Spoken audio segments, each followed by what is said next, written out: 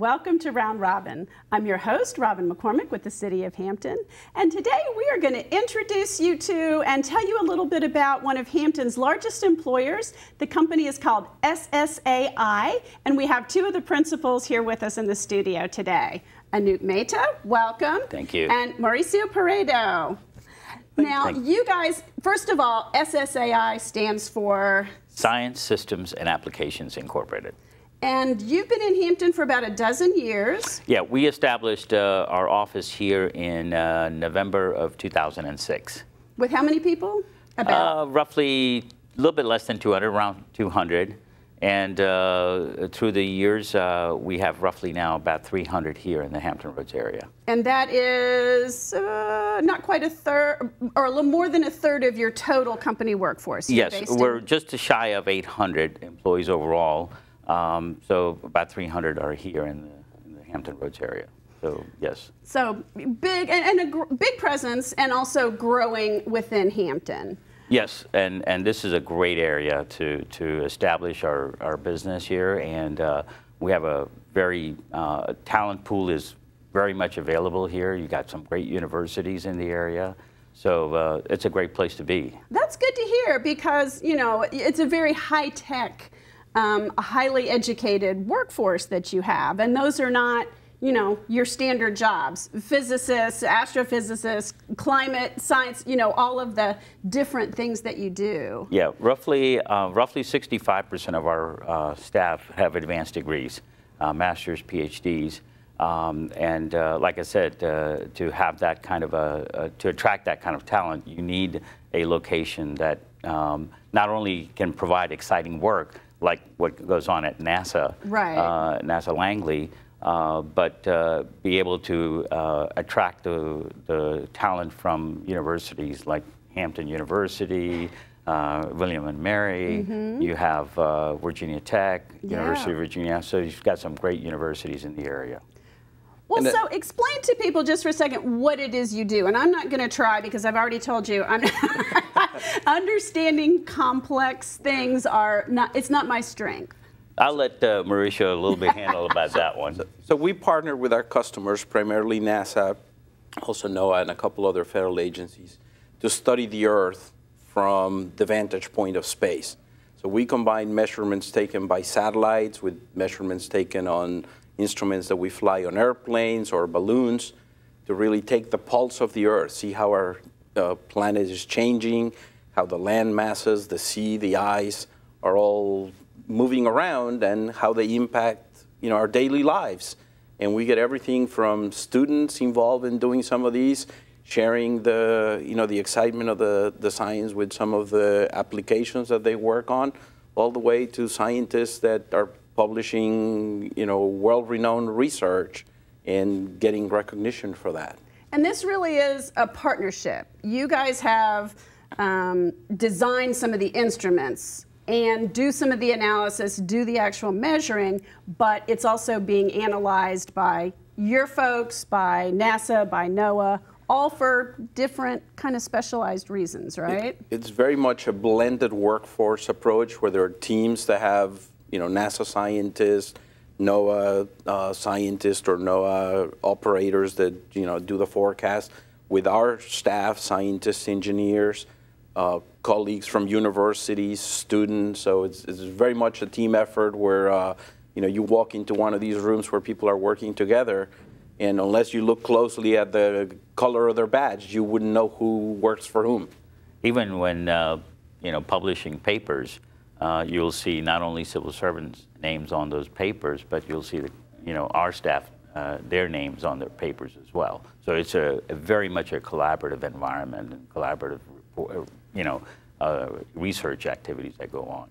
You know, that is not the way the federal government is known for doing things. And I realize NASA in a lot of ways is different from the rest of the federal government. I mean, they have a big emphasis on creativity and development, and really trying to turn those models around and be forward thinking. But it's good to hear that it's done, that it's working. Well, in fact, I think, you know, as much as we love to promote, you know, SSAI as a great place to do work and to do business with, I don't think we could do it alone. NASA is also recognized as one of the best places to work in the federal government, right? So I think to be able to attract the right talent and the right people, you not only need people that are interested in doing some exciting work, but you need a platform, an environment that you can excel in as well. So I think that's why it's a great partnership with NASA. And like I said, I think NOAA is a similar agency that attracts that kind of a collaboration. Well, tell us a little bit about how SSAI got started and your involvement with the company. Boy, a long time ago. It's such a good story, though. So, so the owners of the company, they were supporting Goddard Space Flight Center up in Greenbelt, Maryland, as a contractor. And then he had this idea that he wanted to take, and apparently the customer he was supporting didn't have the money to do that. So he created his own company and put in a proposal. And he thought, oh, working with government shouldn't be that long. He's got a great idea. Well, it took him about 18 months to get the first $5,000, I think it was a purchase order. So anyway, that's where it started the company in 1977. And then I joined the company in 1980. And at that time, we had about 2 employees. And I was still in school. And really, I started off as you want to call it, answering phones. I did that. Back then, we had typewriters, so I used to type the letters for the owner, who was the president also at that time. And then after I graduated from Maryland with a degree in accounting, at that time we'd grown to about 20 people. And he asked me that if I wanted to stay, and I said, sure. And the rest is history. So I moved up in the organization. Started off with as a finance manager, then became CFO, and then in 2015, he had scaled back. He's been trying, wanting to scale back, and then in 15, I became president of the company. So that's not a typical journey, but no, but it shows those college students out there that those summer internships and summer jobs really do pay off. Absolutely, and in fact, I think using that as an example is where we promote. We bring in interns all the time, giving them an opportunity, and then we require a lot of our managers to be mentors, so that really. Bring in these students so they can work with them and get them future ready. It is so important these days because technology is changing so rapidly. Our work environments are changing so rapidly that we need to prepare our future generation. So we invest a lot of money in bringing in students, and we work with local organizations to try to promote and bring in those types of students so they can do. So we have similar stories of probably half a dozen to a dozen employees that started off as interns, and they're full-time employees of the company now. And you don't just do this out of the goodness of your heart, although I think you do, both care about mentoring and growing, but it also helps the company because you're picking the best and the brightest and the people who are the good fits, and you're also kind of training them into being the kind of researchers or workers that you're looking for. Absolutely. We have a pipeline of university students that we identify early on. They can kind of come in and work in the environment. We see who's a good fit, who has the right kind of talent, and then we a lot of times end up hiring them full time. And then in the last couple of years, we've also extended that network to also try to reach veterans. And in fact, we have at least half a dozen of our senior managers are all meteorologists that are former Air Force officers. And they have been a great source of talented individuals that, once they retire for the military, are looking for the next stage of their career. And we have found that's a great pool of folks that have the right expertise, the talent, the discipline, and they're great folks to recruit. Speaking of veterans, actually, we just back in December, I think it was, we became a V3 certified company. So Virginia values veterans. So we're committed to hiring veterans, and this is a great area to be able to do that too. Your business has been recognized. It wasn't just that, but I hear your name. I mean, I see it in a lot of press releases. You are a very forward-thinking company that's getting a lot of attention nationally, I think. Well, it's if we're getting recognition, it's because of our staff. I mean, they do an amazing job. And like I said, I'm awed. As you know, I don't have a science background, but all the people that I work with are probably more educated than I am. So I'm always in awe when I speak with them, and they're all well known in their own circles, not just here but around the world. So I am very, very excited to be able to continue. Even though with my accounting degree background, I've just wound up in this area. But you've sort of grown up in that company, yes, too. Yes. So you've learned, maybe not the degree kind of learning, but you probably know a lot about the science now. I know enough to get myself in trouble, but I know enough to be able to talk to customers and visit customers and at least to understand what direction we want to take the company in. But I think the important, for us, the most important part is to not just from a business perspective continue to grow the business, but make sure we're making an impact in the community.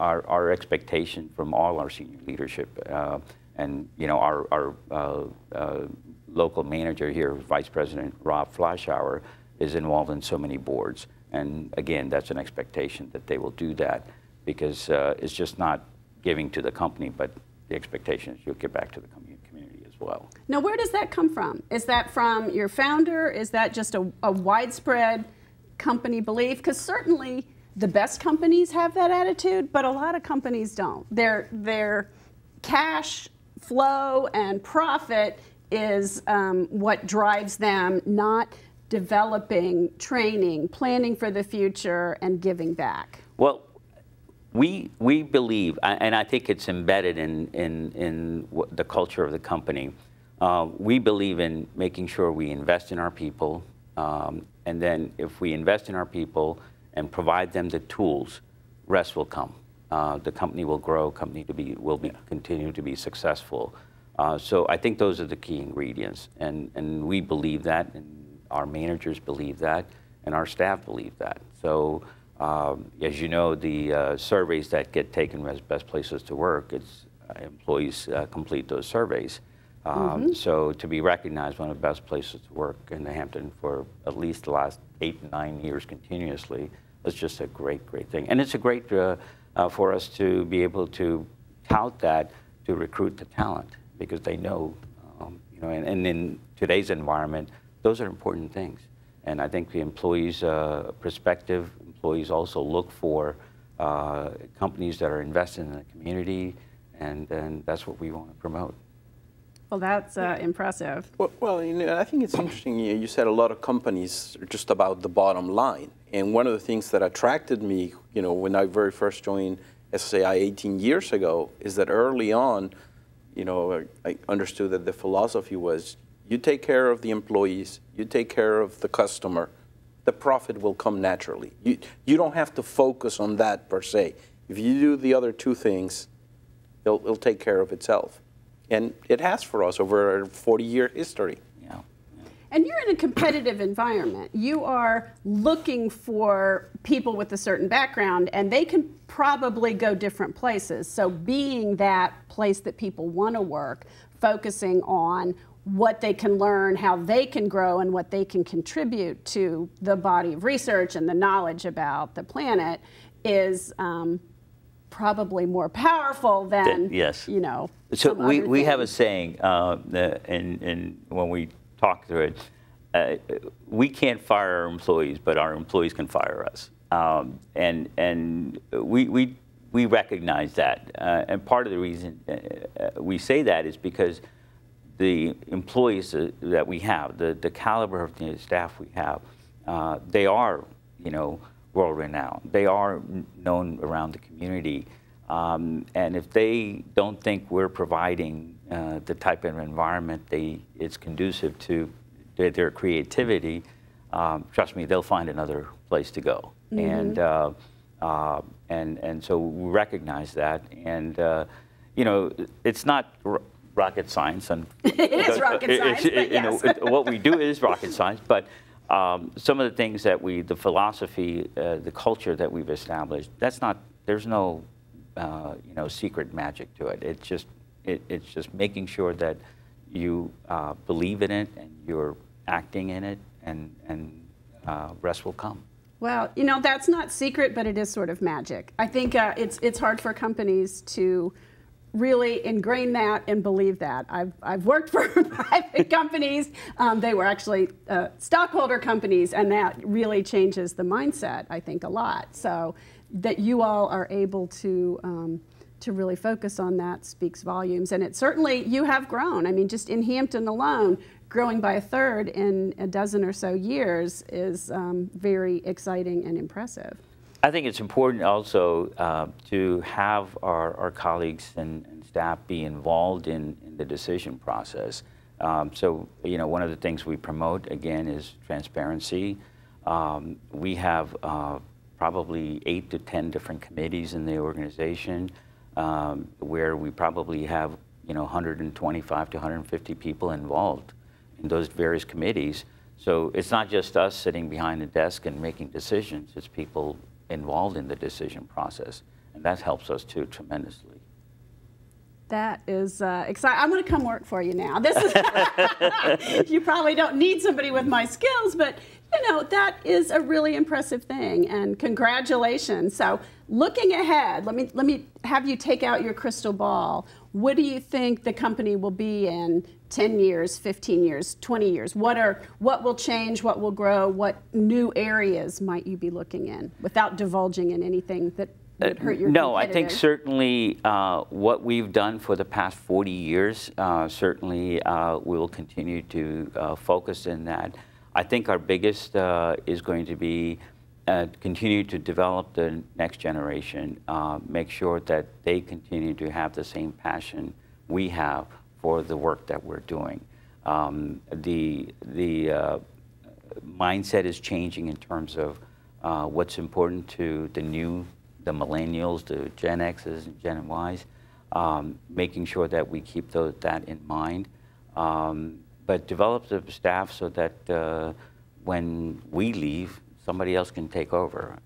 In fact, one of the things that we started doing 3-4 years ago is succession planning at every level, so that whenever we have an opening, it's just not 1 or 2 people in the company that can fill that role, but we have 6, 7, 8 people. And we see that working because we had an opening just recently where we had 8 different candidates in the company that could very well fill that role. That's what we want to see. That's what we want to see. But I think technology is going to drive a lot of things. Things are becoming, faster. Complexities of the environment we're living in and studying that. All that is going to be it's going to be fun. I think it's going to be fun. I think another area where I see significant growth is in the application of the science to more day-to-day activities. Through one of our programs where we involve a lot of students, for example, recently, we've had them involved in using Earth science observations that NASA takes and applying them for society. So we had some students working with the wine industry in Virginia to monitor the health of the crops from space by looking at the soil moisture and other properties, and then assisting the wineries in deciding when to fertilize, how to treat things. We've had folks working with the World Bank to help Asian countries like Bangladesh and the Philippines who are interested in protecting their infrastructure against storms, and we actually use NASA models to give them an assessment of the areas that are more at risk of strong windstorms, so that they figure out where to strengthen the poles and where to strengthen their facilities for the power industry. So I see more and more of those kind of applications where we take our scientific knowledge and just apply it in everyday problems. We're working with the Forest Service to provide them images from space when there's forest fires, so they can figure out where to deploy the crews to better contain a fire. I think that's a great opportunity to to bridge that science and society use. That is wonderful, because I do think that that gets at your core capabilities, but moves them a little bit in different directions, and thinking about private industry. I mean, the wine industry in Virginia is huge. Yep. That has boomed over the past 20 years, and there are probably dozens of other ideas that you have. Certainly the Virginia Tech seafood and aquaculture research that would have a lot of environmental tie-ins and research and things like that. So it's just a big wide open area, isn't it? Absolutely. And one of the things that we're doing is to provide these types of thought process, thinking to our staff, so they can come up with great ideas and pursue those ideas. So that's the kind of environment we're trying to create, and I think we're doing that. That's very exciting. Yeah. Okay, well, we do need to wrap up. Is there anything I haven't asked you about that you wanted to say while you were here? No, other than I urge all companies to continue to invest in our communities, and I think they'll find that they'll come back in tenfold. Wonderful. Thank you. I couldn't say it better. Thank you very much. Thank you both. Thank you, Robin. And thank you for watching. This is a company we've all heard about in Hampton, but may not have really understood what they were doing, and more importantly, what I learned today, how they are doing it as a model for the industry and for other businesses. So thank you for watching, and I hope you will stay involved with what they're doing.